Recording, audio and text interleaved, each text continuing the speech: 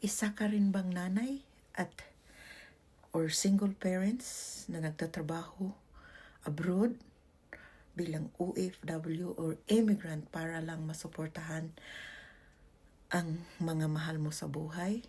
I was there before. So 15 years ago, nag-abroad ako at dito sa Canada, malayo sa mga anak ko.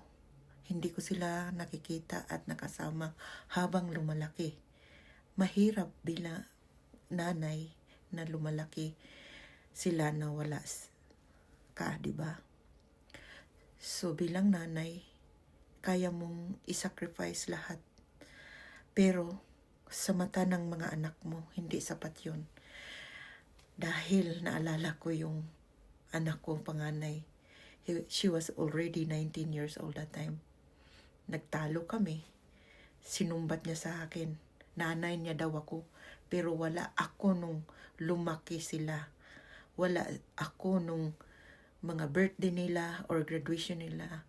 Yung mga milestone, wala ako dahil dito ako sa ibang bansa.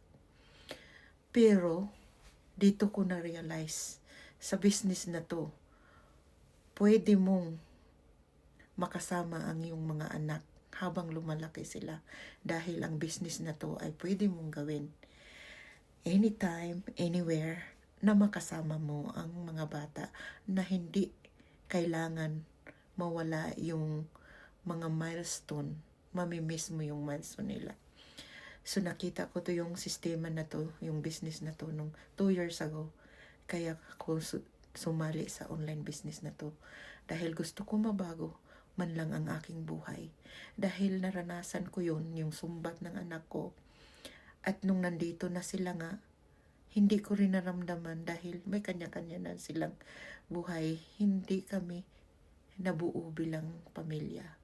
At para sa akin, tumatanda na ako. Gusto ko rin magkaroon ng financial freedom habang magkaedad na tayo, di ba? Kasi ang mga anak mo, may kanya-kanya na rin silang buhay. Dito sa online business na to, marami ang pwedeng mabago.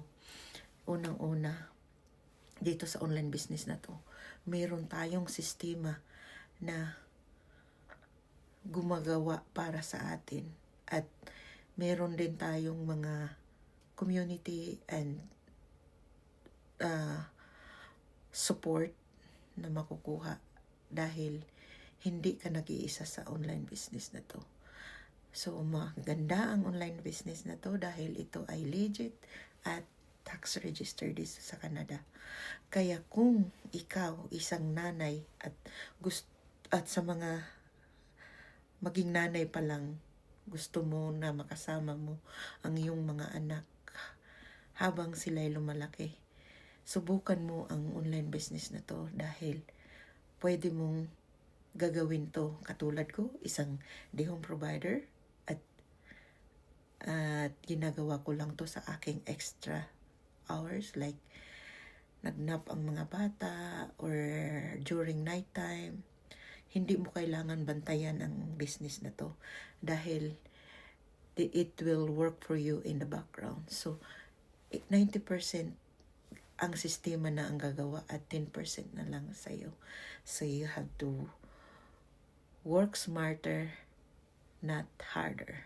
So, kung gusto mong malaman kung paano, mag-register na dito sa aking website kasama ang iyong email para ituro ko sa inyo kung paano simulan ang online business na to. At sasamahan ko kayo kung paano maging successful sa online business. Maraming salamat at hope to see you inside. Bye for now.